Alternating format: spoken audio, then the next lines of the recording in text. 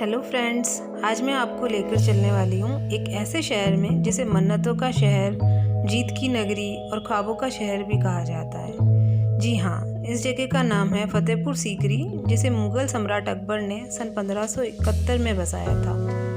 यह उत्तर प्रदेश राज्य के आगरा शहर से लगभग 40 किलोमीटर की दूरी पर स्थित है और राजस्थान के भरतपुर से लगभग 25 किलोमीटर की दूरी पर। तो चलिए चलते हैं अकबर के इस ख्वाबों की नगरी को एक्सप्लोर करने।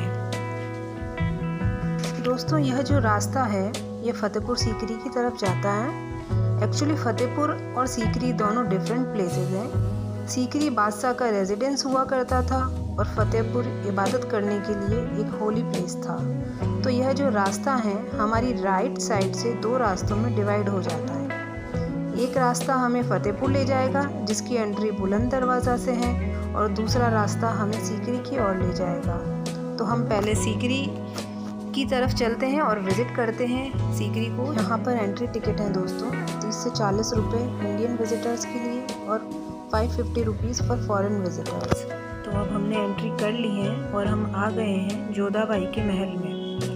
ये जोधाबाई का महल है जो कि मुगल और राजस्थानी कला का एक अद्भुत नमूना है। ये जो सामने बालकनी बनी है ये राजस्थानी कल्चर को दर्शाती हैं, तो ऊपर के जो गुंबद हैं ये मुगल स्थापत्य कला को दर्शाते हैं। चलिए अब हम अंदर चलते हैं। तो सामने जो सेंटर में ये स्पेस है यहाँ पे तुलसी का पौधा हुआ करता था जिसे रानी जोधाबाई पूजा करती थी, और साथ ही रानी जोधाबाई के समर पैलेस और विंटर पैलेस दोनों दिखाई देंगे जिन्हें वो अलग अलग मौसम में यूज़ किया करती थी। रानी जोधाबाई ने अकबर से विवाह करने से पूर्व अपनी दो शर्तें रखी थी। पहली शर्त ये थी कि विवाह पश्चात मैं अपना धर्म नहीं बदलूंगी, और दूसरी शर्त ये थी कि मैं अपना खाना स्वयं बनाऊंगी, तो मुझे अलग से रसोई घर दिया जाए। तो उन्हीं दो शर्तों के अनुसार ये मंदिर बनवाया गया था सम्राट अकबर द्वारा रानी जोधाबाई के लिए, जिसके बीच में श्री कृष्ण की बड़ी मूर्ति हुआ करती थी। वहीं दूसरी शर्त के अनुसार जब हम जोधाबाई के महल से बाहर निकलते हैं तो उनका रसोई घर देखने को मिलता है जो फिर से राजस्थानी स्थापत्य कला को दर्शाता है। अब हम चलते हैं सीकरी के मेन एरिया की तरफ, जहाँ एक तरफ पंचमहल, दीवाने खास, अकबर का ख्वाबगाह, अनूप तालाब व अन्य इमारतें मौजूद हैं। एक एक कर हम इन सब की विजिट करेंगे।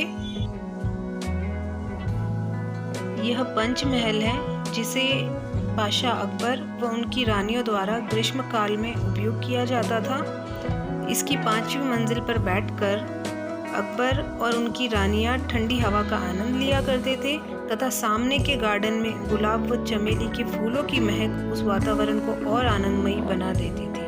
पास ही में आपको अनूप तालाब मिलेगा जिसके ये 4 रास्तों को 4 चमन कहा जाता था, और बीच की जो जगह है वहाँ पे तानसेन बैठकर अपना संगीत सुनाया करते थे, और सामने का जो ये जगह है यहाँ पर बादशाह अपनी रानियों के साथ बैठा करते थे और तानसेन के संगीत का आनंद लिया करते थे। उस समय इस अनूप तालाब को रोज़ वाटर से भरा जाता था जिसमें बादशाह स्विमिंग करते थे, और साथ ही जब तानसेन अपना संगीत सुनाया करते थे तो इस पानी से एको साउंड उत्पन्न होता था जिसकी वजह से वो सबको सुनाई दे पाता था।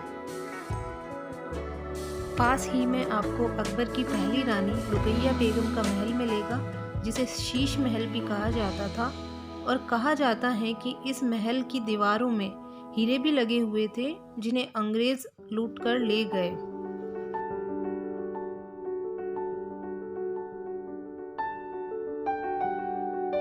सामने जो इमारत है ये दीवाने खास है। ये उस समय का पार्लियामेंट हाउस हुआ करती थी। इसके बीच में जो ये पिलर है ये अकबर द्वारा चलाए गए धर्म दीने इलाही का प्रतीक है, जिस पर 7 धर्मों की आकृतियों को उकेरा गया है।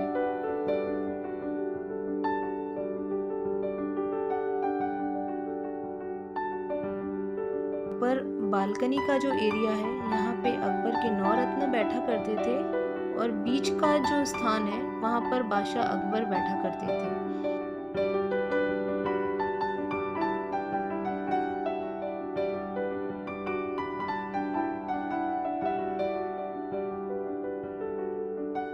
अब हम आगे चलते हैं खजाना महल की तरफ, जहां उस समय गुप्त खजाना रखा जाता था। यह जगह एक भूल भुलैया की तरह है। इस जगह को आँख मिचौली का भी नाम दिया गया है, जिसमें अकबर अपनी रानियों के साथ आँख मिचौली खेला करते थे।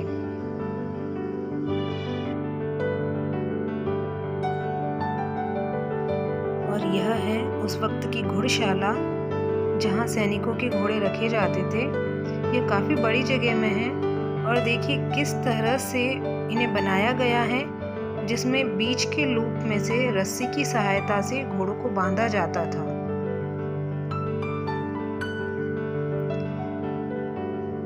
और इसके पास ही में बाहर जाकर है बीरबल का महल स्थित है।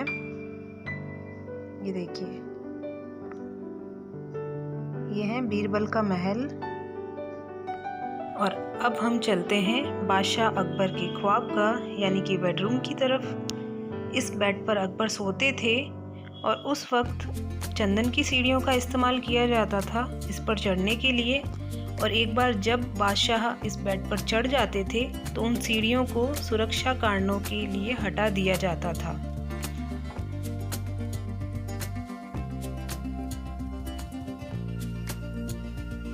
इस बेडरूम में एंट्री के लिए 3 गेट हुआ करते थे। अकबर की तीनों रानियों के लिए अलग अलग दरवाज़ों का इस्तेमाल किया जाता था। एक गेट से अभी हमने एंट्री ली थी, एक ये सामने का है और तीसरा गेट ये रहा। ये जो बेड के नीचे खाली जगह है, यहाँ पे एक बड़े से बर्तन में सुगंधित जल भरकर रखा जाता था। सीकरी से बाहर निकलते समय यह एक कॉमन एरिया है जिसे दीवाने आम कहा जाता था।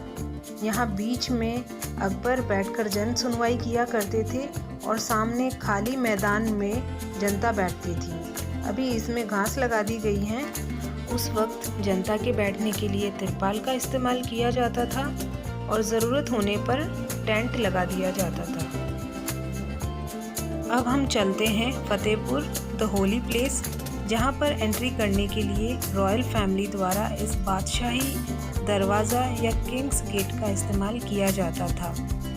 अंदर आते ही हमें सामने जामा मस्जिद, शेख सलीम चिश्ती की मज़ार और चिश्ती परिवार का कब्रिस्तान देखने को मिलता है। ये सारी कब्रें चिश्ती परिवार की हैं, उन्हें यहीं दफनाया जाता है और अभी भी वह परिवार पास ही में रंग महल नामक जगह पे रहते हैं। सामने स्थित है शेख सलीम चिश्ती की दरगाह, जिसे जहांगीर ने सफ़ेद संगमरमर से बनवाया था। अकबर के समय में यह लाल पत्थर से बनी हुई थी। कहा जाता है कि अकबर को अपनी तीनों रानियों से कोई संतान प्राप्त नहीं हो रही थी। तब उन्होंने चिश्ती साहब से मन्नत मांगी। उसी के फलस्वरूप रानी जोधाबाई से इन्हें पुत्र प्राप्ति हुई और शेख सलीम चिश्ती के नाम पर ही उसका नाम सलीम रखा गया, जो बाद में जहांगीर कहलाया। तब से आज तक यह स्थान मन्नतों की प्राप्ति के लिए प्रसिद्ध है। अकबर ने इसके बाद ही इस शहर को बसाया, क्योंकि वह चाहता था कि उसका पुत्र चिश्ती साहब की देखरेख में ही बड़ा हो। यह उस वक्त का मदरसा हुआ करता था, जहाँ पर बच्चे रहकर पढ़ाई किया करते थे।